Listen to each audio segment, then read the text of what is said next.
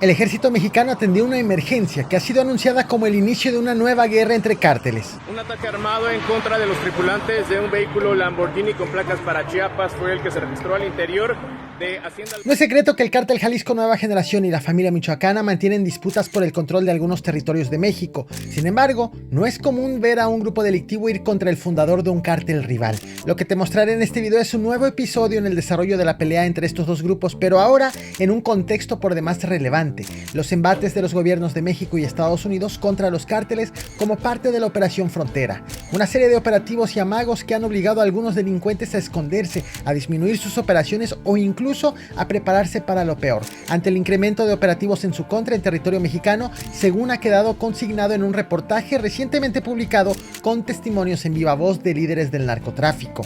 En este video no dejaré cabos sueltos sobre lo ocurrido recientemente en torno a estos grupos delictivos, los cuales en estos momentos son considerados grupos terroristas por el gobierno norteamericano.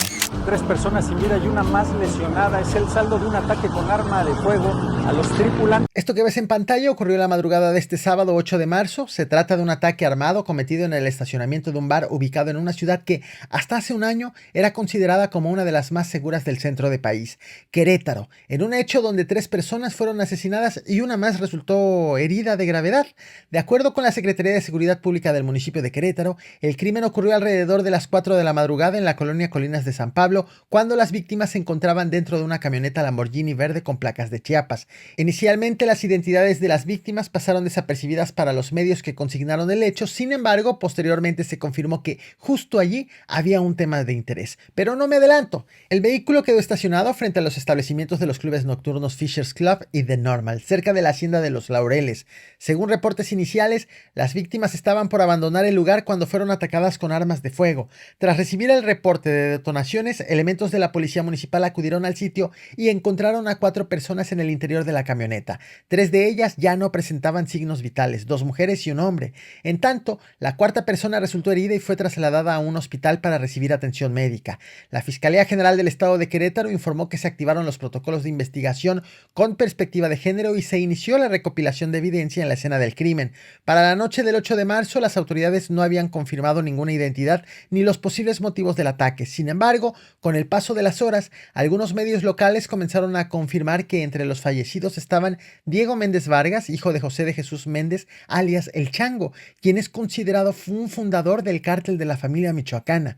También se informó que entre las víctimas estaba una hermana de El Chango Méndez. El Chango Méndez sumó más de una década detenido en México. Sin embargo, a finales de febrero de este mismo año, el gobierno de México lo entregó a las autoridades norteamericanas junto con otros 28 presuntos narcotraficantes considerados objetivos prioritarios tanto en México como en Estados Unidos. De manera oficial, ninguna autoridad ha confirmado las identidades. Sin embargo, lo cierto es que este ataque se suma a otro cometido apenas en noviembre del año pasado, cuando en el bar Los Cantaritos, ubicado en pleno centro de la capital del estado, fueron asesinadas a tiros 10 personas y heridas otras 13. Para todos los habitantes del bonito estado de Michoacán y gobierno estatal y federal, mi comunicado es para hacerles saber a todo el gobierno de Michoacán y de México entero. Horas después del ataque, en redes sociales comenzó a circular un video atribuido al cártel Jalisco Nueva Generación, en donde se observa a aproximadamente 80 hombres armados reunidos en una bodega industrial, algunos vestidos con ropa negra y otros con indumentaria tipo militar. Allí se observa cómo varios portan rifles de grueso calibre y chalecos con las siglas del cártel, en tanto que quien funge como vocero lee un comunicado dirigido a la población de Michoacán, al gobierno estatal y al gobierno federal. En el mensaje, el grupo responsabiliza a El Chango Méndez y a su familia por la violencia en Michoacán, señalándolos de ser los iniciadores de enfrentamientos en el estado y el país.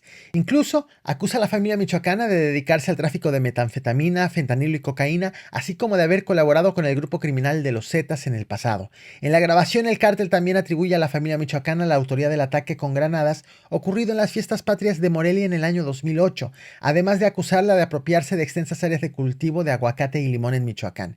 Por su parte, ninguna autoridad ni integrantes de la familia michoacana han manifestado alguna postura al respecto. Son los que iniciaron este baño de sangre, y no solo en Michoacán, sino por todo el país, formando el grupo de la familia michoacana, uniéndose con los Zetas. Otro caso de alto impacto ocurrió en Culiacán, Sinaloa, donde se libra otra guerra entre integrantes de la delincuencia organizada.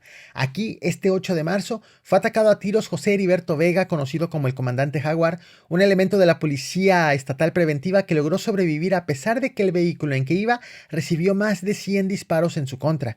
El ataque ocurrió cuando el comandante circulaba sobre el libramiento Benito Juárez al sur de la capital sinaloense. De acuerdo con los primeros reportes, al llegar al cruce con el Boulevard Giovanni Zamudio, un grupo armado lo interceptó y abrió fuego en su contra, lo cual provocó que choque varias veces con su automóvil. A pesar de lo fuerte de la agresión, el comandante Jaguar logró repeler el ataque y escapó del lugar.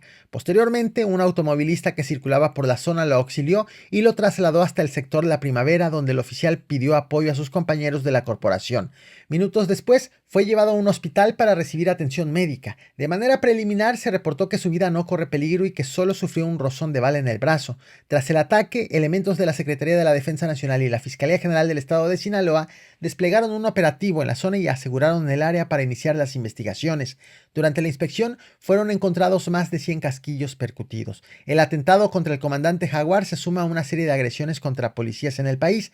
En los primeros meses de este 2025, Sinaloa se colocó como el estado más peligroso para los agentes, con 12 homicidios por arriba de Guanajuato, que acumula 11. El ataque contra el comandante Jaguar ha ocurrido también en el contexto del enfrentamiento que sostienen las facciones de los Chapitos contra los Mayos en una guerra abierta iniciada el 9 de septiembre pasado.